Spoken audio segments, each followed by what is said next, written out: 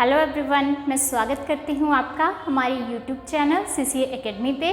तो आज मैं आपके लिए बायोलॉजी के कुछ मोस्ट इम्पॉर्टेंट क्वेश्चंस लेके आई हूँ। तो चलिए डिस्कस करते हैं। तो हमारा फर्स्ट क्वेश्चन है, रेस्पिरेशन इज़ कंट्रोल्ड बाय, कि जो रेस्पिरेशन है वो किसके द्वारा कंट्रोल होती है। ऑप्शन गिवन है, first one is cerebrum, then hypothalamus, then cerebellum and then medulla oblongata. ठीक है, तो सबसे पहले हमें पता होना चाहिए कि ये जो ऑप्शंस गिवन है ये है क्या। तो these are the parts of the brain. वैसे जो मेनली जो ब्रेन के पार्ट्स होते हैं वो होते हैं 3, fore brain, mid brain and hind brain. ठीक है, तो जो फोर ब्रेन होते हैं इसमें कौन कौन से आते हैं, इसमें आते हैं सेरेब्रम और hypothalamus. Cerebrum and hypothalamus both are the parts of forebrain. Forebrain means front जैसे में, मिड ब्रेन मीन्स बीच जैसे में, और हिंड मतलब पीछे जैसे होते हैं, प्रेजेंट। ठीक है, और ये जो सेरेबेलम और मेडुला ऑब्लोंगेटा है, these both are parts of hindbrain. ठीक है, तो सबसे पहले हम सेरेब्रम का देख लेते हैं। जो सेरेब्रम होता है, this is largest part of the brain, सबसे बड़ा पार्ट होता है हमारे ब्रेन का। इस फॉर्म में भी आपसे क्वेश्चन पूछा जा सकता है that which is largest part of brain, कि सबसे बड़ा पार्ट कौन सा होता है ब्रेन का। तो that is cerebrum is the largest part of the brain. ये ब्रेन का अप्रोक्सीमेटली 60% पोर्शन घेरता है, 66% अप्रोक्सीमेटली, मतलब 66% जो पार्ट होता है हमारे ब्रेन का वो सेरेब्रम ही होता है। हमारी जो मेमोरी होती है, जैसे कोई बच्चे होते हैं वो जल्दी चीज़ों को ग्रास्प कर लेते हैं, कोई पर्सन है कुछ भी है, तो मतलब दैट मीन्स उसका सेरेब्रम ज़्यादा एक्टिव है, जिसमें क्यूरियोसिटी होगी कुछ काम करने की, जैसे जल्दी से वो चीज़ों को सीख रहा है, जिसकी याददाश्त सबसे ज़्यादा होगी, दैट मीन्स उसका सेरेब्रम जो है दैट इज़ वेरी एक्टिव। और जिसकी याददाश्त कमज़ोर होगी, ईजिली चीज़ों को भूल जाता है, तो दैट मीन्स उसका सेरेब्रम जो है एक्टिव नहीं है, ज़्यादा एक्टिव नहीं है। ठीक है, तो ये बात थी सेरेब्रम की। तो इस तरह से भी आपसे क्वेश्चन पूछा जा सकता है। नेक्स्ट ऑप्शन है हाइपोथैलेमस।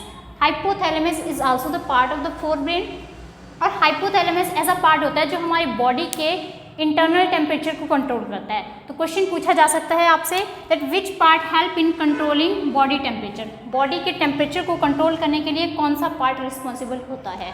तो जो हाइपोथैलेमस होता है ये हमारे बॉडी के इंटरनल टेम्परेचर को कंट्रोल करता है एक तरह से। ठीक है, जैसे कई बार होता है कि हमें ज़्यादा हमारा बॉडी का टेम्परेचर हो जाता है तो पसीने के थ्रू बाहर निकल जाएगा, या कम बॉडी का टेम्परेचर होगा तो पसीना ही नहीं आएगा। तो मतलब एक तरह से जो हाइपोथैलेमस है ये हमारे बॉडी के टेम्परेचर को कंट्रोल कर रहा है। इस तरह से भी आपसे क्वेश्चन पूछा जा सकता है। नेक्स्ट ऑप्शन है सेरेबेलम। जो सेरेबेलम है that is second largest part of the brain, this is second largest, second number पे जो है that is cerebellum.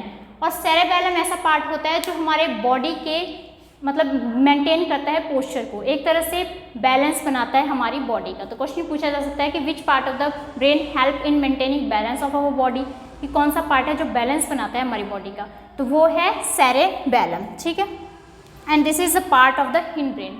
Okay, next option है मेडुला ऑब्लोंगेटा। ये जो मेडुला ऑब्लोंगेटा है this is the right answer. ये जो ये पार्ट है ये कंट्रोल करता है रेस्पिरेशन को। Respiration is controlled by medulla oblongata, क्योंकि मेडुला ऑब्लोंगेटा ऐसा पार्ट है ब्रेन का जिसकी वजह से अगर किसी को पाचन क्रिया अच्छे से नहीं हो रही है तो दैट मीन्स उसके मेडुला ऑब्लोंगेटा में कुछ गड़बड़ है। मान लीजिए कि अगर कुछ गड़बड़ होगी, मेडुला ऑब्लोंगेटा ठीक नहीं है, तो उस पर्सन की सांस नहीं ले पाएगा अच्छे से और पाचन नहीं कर पाएगा अच्छे से, मतलब कुछ भी क्रिया अच्छे से नहीं हो पाएगी। एक तरह के रिफ्लेक्स एक्शंस को कंट्रोल करता है मेडुला ऑब्लोंगेटा। वैसे ही क्वेश्चन है हमारे पास, रेस्पिरेशन इज कंट्रोल बाय, तो रेस्पिरेशन किसके द्वारा कंट्रोल हुई, मेडुला ऑब्लोंगेटा। ठीक है, now our next question is what is male sex hormone, कि मेल सेक्स हार्मोन कौन सा है। ऑप्शन है हमारे पास progesterone, estrogen, testosterone and oxytocin. तो जो मेल सेक्स हार्मोन है that is testosterone. Testosterone is right answer, that is the male sex hormone. Other options are progesterone and estrogen. Progesterone और estrogen both are female sex hormone. ठीक है, और जो progesterone है इसका फंक्शन होता है ये मेंटेन करता है प्रेगनेंसी को। Clear. Next option is oestrogen. Oestrogen जो है that will show secondary sexual character. Secondary sexual character कौन सा हार्मोन शो करता है, दैट इज एस्ट्रोजन। एक ऑप्शन है हमारे पास ऑक्सीटोसिन। ऑक्सीटोसिन जो होता है रिस्पॉन्सिबल होता है पार्चुरेशन के लिए। पार्चुरेशन मीन्स चाइल्ड बर्थ के लिए। क्वेश्चन पूछा जा सकता है एग्जाम में that which hormone is responsible for parturition, या which hormone is responsible for child birth, तो चाइल्ड बर्थ के लिए होता है ऑक्सीटोसिन हार्मोन, ठीक है। Now our third question is malarial parasite is, कि जो मलेरिया का जो पैरासाइट है वो कैसा है। ऑप्शन है हमारे पास मोनोजेनेटिक, डाईजेनेटिक, फाइलोजेनेटिक एंड अजेनेटिक। तो जो मलेरियल पैरासाइट होता है दैट इज डाईजेनेटिक। डाईजेनेटिक मीन्स ये अपनी लाइफ साइकिल 2 होस्ट में कंप्लीट करता है, मतलब 2 होस्ट चाहिए इसको अपनी लाइफ साइकिल कंप्लीट करने के लिए। डाई का मतलब ही 2 होता है, तो प्राइमरी होस्ट आएगा इसमें मॉस्किटो के थ्रू एंड सेकेंडरी होस्ट आएगा मैन, ठीक है। वैसे ही अगर अदर ऑप्शंस देखे जाए तो मोनोजेनेटिक हो जाएगा, जिसको मतलब सिंगल ही होस्ट के थ्रू अपनी लाइफ साइकिल कंप्लीट कर रहा है। फाइलोजेनेटिक तो यहाँ पे और ही आ गया, फिर फाइलोजेनेटिक होता है एवोल्यूशनरी हिस्ट्री, ठीक है। Now our next question is which is called amphibians of the plant kingdom, कि amphibians of the plant kingdom किसको बोला गया है। एम्फीबियंस होते हैं which live in land as well as in water, ठीक है। तो ऑप्शन है हमारे पास algae, angiosperm, bryophytes and pteridophytes, ठीक है। तो जो amphibians of the plant kingdom है वो बोला जाता है ब्रायोफाइट्स को। Bryophytes are also called as amphibians of the plant kingdom, क्योंकि इनको सेक्सुअल रिप्रोडक्शन के लिए वाटर की ज़रूरत होती है, ओके। और ऑप्शंस है हमारे पास जैसे एल्गी, तो algae is also called as thallophyta. Thallophyta means thallus like body होगी। थैलस क्या होता है, थैलस मीन्स जो डिफरेंशिएट नहीं होता टू रूट, स्टेम और लीव्स में, ठीक है। एक ऑप्शन है हमारे पास एंजियोस्पर्म। जो एंजियोस्पर्म्स होते हैं, angiosperms are also called as flowering plants, इनको बोला जाता है flowering plant, okay. Next pteridophytes, pteridophytes को बोला जाता है reptiles of plant kingdom. Question पूछा जाता है, मोस्ट कॉमन क्वेश्चन है कि which is called reptiles of the plant kingdom, कि किसको बोला जाता है reptiles of the plant kingdom.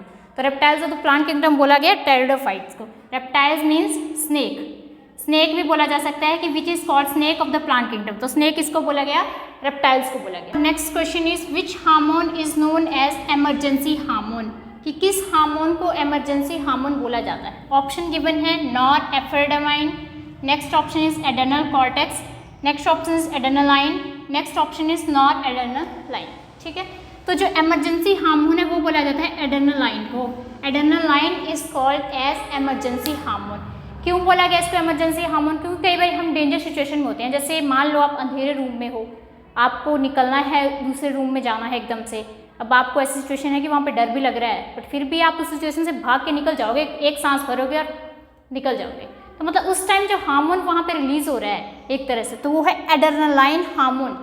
ये हमें उस सिचुएशन से फाइट करने में हेल्प करता है, और इस हार्मोन को बोला जाता है फ्लाइट और फाइट हार्मोन। फ्लाइट मीन्स कि हम उस सिचुएशन से भाग रहे हैं, और फाइट मीन्स लड़के भाग रहे हैं, लड़ रहे हैं ना उस सिचुएशन से, कि फटाफट निकल गए, डर एकदम से, फटाफट एक सांस भरी। उस टाइम हमारा टेम्परेचर भी बढ़ जाता है, हार्ट बीट भी बढ़ जाती है एक तरह से, है ना।